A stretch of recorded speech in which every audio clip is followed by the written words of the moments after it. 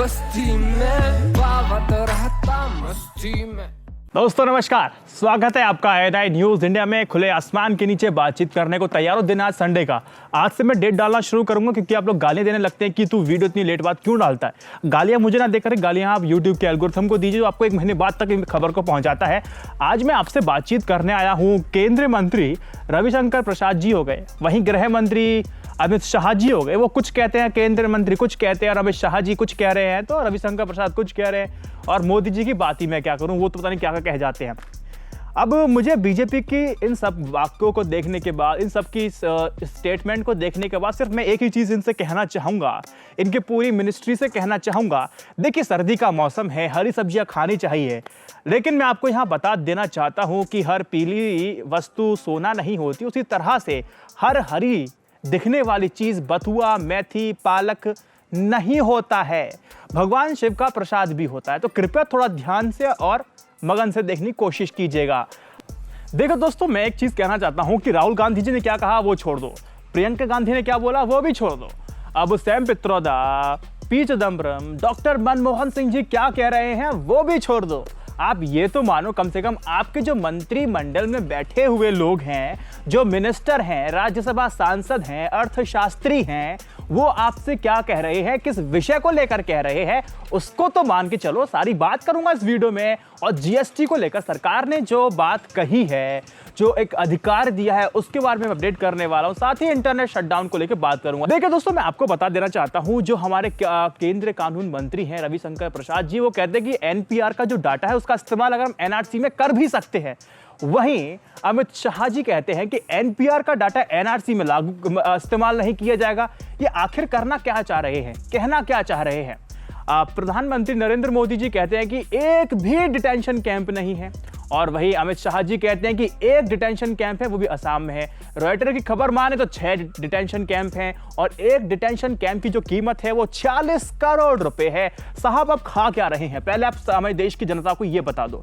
मुझे एक in short अगर मैं आपको समझाने की कोशिश करूं, इस तरह के बयान देना मतलब इस तरह के जो बयान देना, मुझे लगता है कि सरकार का मंतव्य सिर्फ यही है कि इन गलत सही के चक्कर में आप लोग फंसे रहो और जो अर्थव्यवस्था जो धरातल पे जा चुकी है, अब तो रसातल पे ही जा रही है, उसको आपको जो ध्यान है भटका जाए। क्योंकि सरकार बिल्कुल मूड में दिखाई नहीं देती है कि वो अर्थव्यवस्था, इकोनॉमी को लेकर के जवाबदेही रहे उसकी, या जवाब दे आपको, अपनी जनता को दे। तो आपको इसी चीज में उलझाना चाह रही है, कभी कुछ बोलते कभी कुछ बोलते। अब बात करते हैं सुब्रमण्यम स्वामी। देखिए, सुब्रमण्यम स्वामी एक राज्यसभा सांसद हैं बीजेपी की तरफ से, वो एक अर्थशास्त्री भी हैं। अब मैं आपको देना चाहता हूं, जो सुब्रमण्यम स्वामी है, उन्होंने पीएचडी की हुई थी इकोनॉमिक्स से, और इकोनॉमिक्स से पीएचडी की थी उन्होंने हार्वर्ड यूनिवर्सिटी से, वहाँ उन्होंने पढ़ाया भी है। और वो कभी कभार देखा जाए तो वो हमारे चुनाव के रामविलास पासवान भी रहे हैं, कभी किसी पार्टी में तो कभी किसी पार्टी में। एक बार इंटरव्यू उन्होंने बोला था कि मैं एक ऐसा सर दर्द हूँ, या तो पार्टी के अंदर रख लो, थोड़ा कम रहूंगा, अगर बाहर रहूंगा तो बहुत बड़ा सिरदर्द बन जाऊंगा। तो इसीलिए बीजेपी जो है, इनको जो हमारे राज्यसभा सांसद हैं सुब्रमण्यम स्वामी को अपने राज्यसभा सांसद ही बना रखा है। कोई इनको और पद नहीं दिया हुआ है कि मिनिस्ट्री दे दी आप संभाल लो। आपने देखा है कि जो सुब्रमण्यम स्वामी है जीएसटी को लेकर सरकार को घेरते हैं। उन्होंने साफ तौर पे कहा जो जीएसटी है इससे हमारे देश का कुछ नहीं होने वाला है। वाटर लू की उन्होंने तक इसकी उपाधि दे दी थी। साथ ही जब हमारे जो इकोनॉमी थी, वो जो इस तरह जीएसटी के बाद और इस नोटबंदी के बाद जिस तरह से धरातल पर आ गई है, अनएम्प्लॉयमेंट क्रिएट हो चुका है, जो आपका बेरोजगारी है वो जो उसका आंकड़ा है बहुत ऊंचा पहुंच चुका है। तो सुब्रमण्यम स्वामी ने एक हिदायत दी थी। उन्होंने कहा था कि मुझे आप कैबिनेट में रखो ना रखो, लेकिन मैं यही कहना चाहता हूं प्रधानमंत्री नरेंद्र मोदी जी से कि अगर आपको अनएम्प्लॉयमेंट का जो डाटा है उसको कम करना है, रोजगार आपको सृजित करने हैं, तो आपका जो जीडीपी होना चाहिए वो डबल डिजिट में होना चाहिए, यानी कि 10 की रफ्तार से जीडीपी बढ़नी चाहिए। साफ तौर पर उन्होंने सलाह दी थी। अरुण जेटली और नरेंद्र मोदी जी को दोनों को कहा था कि दोनों को समझ ही नहीं है इकोनॉमिक्स के बारे में, कहेंगे ही क्या। एक वाक्य था, एक इवेंट में बोला था उन्होंने कि अरुण जेटली और प्रधानमंत्री कहते हैं कि भारत जो अर्थव्यवस्था है वो देश की 5वीं सबसे बड़ी अर्थव्यवस्था है। सुब्रमण्यम स्वामी कहते हैं इनको क्या पता, हमारे देश की जो अर्थव्यवस्था है, जो भारत की अर्थव्यवस्था है, वो दुनिया की तीसरी है, अमेरिका, चाइना और इंडिया। इनको इकोनॉमिक्स नहीं आती तो ये क्या बात करेंगे। तो तीखे तेवर इनके हमेशा से रहे हैं। अब आपको मैं याद दिला दूं, महाराष्ट्र के जब चुनाव हुआ था, जब शिवसेना और बीजेपी के साथ अलग हो जाती है, इसको लेकर के भी उन्होंने कहा था कि ये गलत हुआ है, बीजेपी को रोकना चाहिए था शिवसेना को। 30 साल पुराना संबंध था, इसको अलग होना पार्टी के लिए सही नहीं था। उन्होंने कुछ संदेश दिए थे, कहा था एक सही नहीं हुआ था, इसको लेके चल सकते हैं। और वहीं नितिन गडकरी जी का खुद बयान आया है, ये कुछ 21 से 24 दिसंबर के आसपास का बयान है, जहां नितिन गडकरी जी ने कहा है कि उनकी अलग अलग परियोजनाओं में, यानी कि अलग अलग जो प्रोजेक्ट्स हैं, उनका 90,000 करोड़ फंसा हुआ है। अब इसी को लेकर वो कहना चाह रहे थे कि जो हमारी इकोनॉमी है, हमारी इकोनॉमी जो कैश है, जो लिक्विडिटी है, वो बिल्कुल ही नहीं है। अब सरकार थोड़ा ध्यान देना चाहिए कि हमारी जो अर्थव्यवस्था है, जो पटरी से उतर चुकी है, इस पर ध्यान दे, क्योंकि उनकी मिनिस्ट्री का भी यही हाल है। 90,000 करोड़, एग्जैक्ट डाटा अगर आप लेंगे तो 89,000 करोड़ है, कुछ के आसपास है। तो मैं आपको बता देना चाहता हूँ कि 90,000 करोड़ में एज अ राउंड ऑफ बता रहा हूँ आपको। अब आप खुद सोचिए, जब उनकी मिनिस्ट्री में 90,000 करोड़ रुपए फंसे हुए हैं इसी इकोनॉमी को लेकर के, अब बाकी के डिपार्टमेंट्स में, इनकी कैबिनेट मिनिस्ट्री में क्या हाल होगा, वो अपने आप खुद से अंदाजा लगा लीजिए कि क्या हाल होने वाला है। अब हमारी मोदी सरकार है, एनपीआर में कुछ बोल देती है, एनआरसी में कुछ बोल देती है, सीएए में और कुछ बोल रही है, कंफ्यूजन क्रिएट कर रही है और यूथ को कहां कहां लगा रही है। अब मैं बात करना चाहूंगा साथ ही आपसे जीएसटी को लेकर सरकार ने एक बहुत बड़ा ऐलान किया। दोस्तों देखिए, मैं आपको बता दूं कि टोटल जीएसटी जो रजिस्ट्रेशन है वो है 1,22,00,000। अब कितने जीएसटी जो रजिस्ट्रेशन हो चुके हैं, उसमें से 1 करोड़ लोगों ने अपना रिटर्न फाइल नहीं किया है। मतलब 1,22,00,000 में से 1 करोड़ लोग वो हैं जो अपना जीएसटी रिटर्न को फाइल नहीं करते हैं। क्यों नहीं करते हैं? क्योंकि भैया प्रॉब्लम है कि इतना सोफेस्टिकेटेड है, इतना मैं कहूँ कॉम्प्लेक्स बना रखा है, इतना क्लिष्ट है जीएसटी फॉर्म कि उनको समझ ही नहीं आ रहा कब क्या कैसे भरना है। जाहिर तौर पे सिंपल सी बात है, तो इसको लेकर डिले हो। साथ ही दोस्तों खबर ये भी निकल के आ रही है कि 11 लाख रजिस्ट्रेशंस कुछ ऐसे हैं जीएसटी में जिसको सरकार बाहर कर सकती है। उन 11 लाख में से कितने लोग ऐसे निकलते हैं जिन्होंने जीएसटी को जो फाइल किया है, जो रिटर्न फाइल किया है, वो 6 बार या 6 से कम है, तो आपका वो कैंसिल कर देगी। अब सरकार क्या करेगी क्या नहीं करेगी, आने वाला वक्त बताएगा। लेकिन मैं आपको बताना चाहता हूँ, जीएसटी पर जो आपके जो ग्रुप ऑफ मिनिस्टर्स हैं, जिसको रिप्रेजेंट, अब जिसको हेड कर रहे हैं सुशील मोदी जी, उन्होंने क्या कहा था?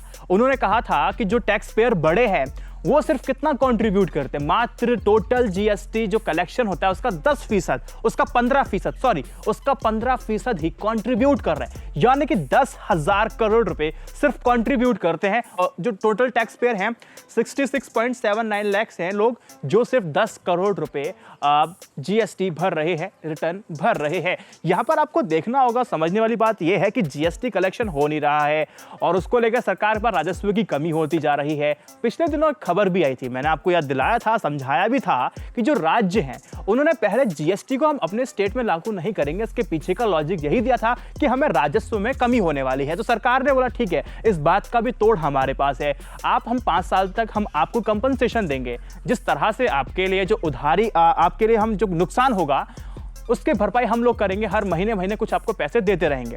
ठीक है, जब केंद्र सरकार से पैसा मांगने के लिए राज्य सरकार आई तो साफ बोला कि ठीक है, हर महीने की जगह हम 2 महीने कर देते हैं, तो 2 महीने में आपको पेमेंट दिया करेंगे। अब वो सिलसिला ज्यादा दिनों तक नहीं चला। अब जो आपकी राज्य सरकारें हैं केंद्र सरकार के पास पहुंचती हैं, बोलती पैसा दीजिए, हमें अपने राज्य में अपना डेवलपमेंट कराना है, कि बिना पैसों के तो हम डेवलपमेंट करा नहीं सकते, जो घाटा हुआ है उसको कंपनसेट तो करो कम से कम। अब केंद्र सरकार बोल रही हमारे पास पैसा ही नहीं है, तो हम आपको कहां से दें। ये हाल तो हो रखा है। यहाँ देश को उन्होंने एनपीआर, एनआरसी, सीएए में फंसा रखा है। वही मैं आपको बता देना चाहता हूं कि सरकार ने अब क्या बोला है कि अगर लगातार आपको नोटिस देने के बाद भी अगर आप जीएसटी फाइल नहीं कर रहे हैं तो सरकार आपकी प्रॉपर्टी को अटैच करेगी और आपका जो अकाउंट है जिसमें आप पैसे रखते हैं उसको भी अटैच करेगी। यानी कि सरकार की पूरी नीयत यही है कि भैया पैसा देना ही पड़ेगा। अब देखिए दोस्तों, मैं आपको किसानों को लेकर कुछ बातचीत करना चाहता हूं। किसान हमें कब याद आते हैं? जब चुनाव आते हैं। हमें जवान कब याद आते हैं? जब चुनाव आते हैं। उसके पहले, उसके बाद में, उसके बीच में कुछ भी नहीं। जहां हो वहीं रहो, कुछ नहीं होगा। हमें पता है कि तुम्हारी जो नस है ना उसमें इमोशनल है, हम भावनात्मक मुद्दों पे आपसे हम वोट ले लेंगे, अब दे देंगे। हमारे किसान भाई ऐसे हैं। और बाकी जवानों की हालत सियाचिन में कैसी है, मैंने आपको बताया था अपने पिछले कुछ 4 से 6 वीडियो पहले कि सियाचिन में खुद रिपोर्ट बताती है, सियाचिन में हमारे जवान हैं उनके पास खाने के लिए खाना नहीं है, प्रॉपर डाइट नहीं है, जिसकी वजह से वो बीमार पड़ रहे हैं। सियाचिन का टेम्परेचर आखिर कितना होता होगा मुझे बताइएगा एक बार कमेंट सेक्शन में, तब बात करेंगे आपसे और आगे। लेकिन मैं आपको बता देना चाहता हूँ, और ये पूरे 5 साल के अंदर 42% हिस्सा सूखे की चपेट में था। सोचा था कि लोकसभा में ये मुद्दा बन सकता है, लेकिन लोकसभा में भी ये मुद्दा नहीं बना था। मुद्दा बना सिर्फ महाराष्ट्र में, तेलंगाना में और 2-3 जगह बना। सिर्फ मुद्दा हटा सावन की घटा वाला मुद्दा था, मतलब बहुत ज़्यादा बात नहीं हुई। तो केंद्र सरकार को देखा जाए तो किसानों पे ज़्यादा ध्यान नहीं दे रहे हैं। अब देखिए दोस्तों, मैं आपको यहाँ बता देना चाहता हूँ कि जो हमारा किसानों की जो आय है पिछले 2 दशकों में गिरी ही है। अब मैंने आपको पिछले एक रिपोर्ट बताई थी कंज्यूमर स्पेंडिंग की, हमारे जो गाँव में जो लोग हैं वो सिर्फ 580 रुपये खर्च कर रहे हैं, यानी कि दिन का 19 रुपये खर्च कर रहे हैं। बताओ 19 रुपये में आप कौन सी सब्जी और कौन सी दाल और क्या खा लोगे? कुछ नहीं खाओगे। हंगर इंडेक्स की बात करें तो 117 देशों में भारत 102वें पायदान पर है। कितना मैं कहूँ गंभीर ये आंकड़ा है, कितना चिंताजनक ये आंकड़ा है, उसको लेकर हम बात नहीं कर रहे हैं। न्यू इंडिया की बात कर रहे हैं, हम ये कर देंगे, हम वो कर देंगे। तुम कर क्या लोगे? कुछ नहीं कर पाओगे तुम इस हिसाब से चलते रहे तो। सिंपल सी बात है। और आपको समझना होगा कि किसानों के लिए बात करनी शुरू करनी होगी। अब ये मुद्दों पर आ जाइए साहब। NPR CAA करते रहो, जो अब भ्रम फैला दिया आपने। जो मैं वीडियो को रिकॉर्ड कर रहा था जिस दिन मैंने आपको बताया कनेक्टिविटी यहाँ पर नहीं थी, तो उस दिन मैं सिर्फ यही बताना चाह रहा था कि अगर अमित शाह जी चाहते तो देश भर के अंदर ये जो घटनाएं हो रही है ना, ये इतना व्यापक रूप नहीं लेती।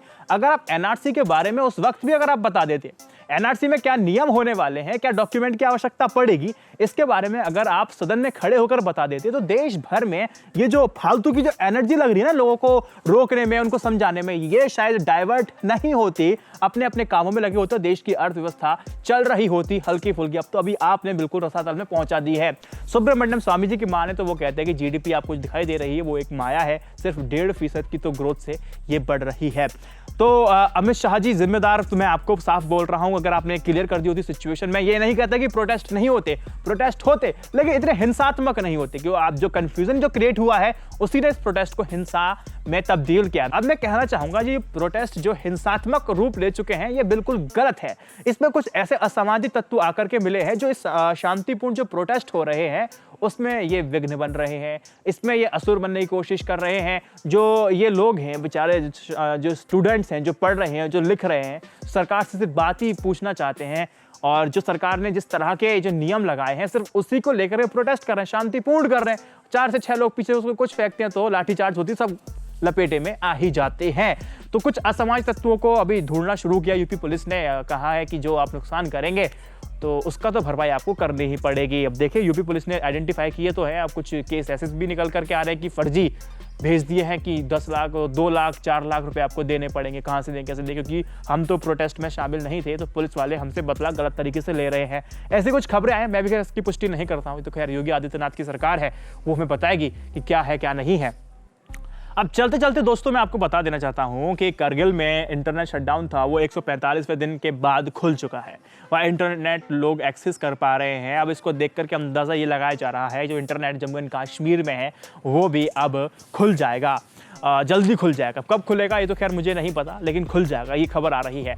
मैं आपको बता देना चाहता हूं कि पिछले 5 साल में 16,000 घंटे तक इंटरनेट हमारा बंद हुआ है और हमारी इकोनॉमी को $3 बिलियन का नुकसान हुआ है। मैं आपको बता दूं दोस्तों, आपको समझ में आ गया होगा जो मैं आपको बताई है। अब कैप्सूल ले लीजिए। जो मैं इसमें बात हुई थी, सुब्रमण्यम स्वामी जी ने कहा था GST भैया अब गलत तरीके से लागू कर रहे हैं, नोटबंदी में GST जल्दीबाजी में करेंगे, देश को नुकसान ही होगा। यहाँ तक कि कैग की रिपोर्ट खुद कहती है कि GST को जिस तरह से प्रचारित किया जाता उस तरह से काम नहीं कर रही, बल्कि प्रतिकूल असर हमारी इकोनॉमी पर पड़ रहा है। ये कैग की रिपोर्ट है, अपने हिसाब से मैं कुछ बोलता ही नहीं, जो रिपोर्ट में होती है वो बोलता हूँ, जो समझ में आता है वो आप तक मैं पहुंचाता हूं। और तीसरा मैंने आपको बताया कि कृषि है, जो हमारे मजदूर हैं, उस क्षेत्र को लेकर भी तो कुछ कीजिए, क्योंकि पब्लिक सेक्टर का जितना भी इन्वेस्टमेंट आ रहा है 0.3-0.2% के आसपास टोटल GDP का इन्वेस्टमेंट हमारे एग्रीकल्चर में है। और मैं आपको बता दूं कि आज भी 50% जो पॉपुलेशन है वो एग्रीकल्चर पे डिपेंडेंट है। इस तरह का मजाक इन लोगों ने किया हुआ है हमारे किसान भाइयों के साथ। जो वीडियो मेरा किसान भाई देख रहे हैं, मुझे कमेंट सेक्शन में बताइएगा, क्या वाकई खुश है इस सरकार से, भारतीय जनता पार्टी से? ये बोलते बहुत ज्यादा है, इररेलेवेंट बोलते हैं, चुनाव में बोल के चले जाते हैं, भैया भुगतना हमें और आपको पड़ता है। और चौथी चीज मैंने आपको बताया इंटरनेट शटडाउन को लेकर के कि क्या है और कितना नुकसान हमारे देश की इकोनॉमी को होता है। खैर नुकसान की बात मैं आप इससे क्या करूं जो सिर्फ चुनावी जुमलों को देख करके दोबारा से वोट दे देती है। तो मुझे आप सपोर्ट भी कर सकते हैं, इंस्टा मोजो का लिंक है, पेट्रियन का लिंक है, वहां जाइए मुझे सपोर्ट कीजिए, क्योंकि बिना आपके सपोर्ट के वीडियो आखिर में कब तक बनाऊंगा, सोचने वाली बात है। जय Hind, Vande Mataram, stay updated, stay educated, सत्यमेव जयते, नमस्कार।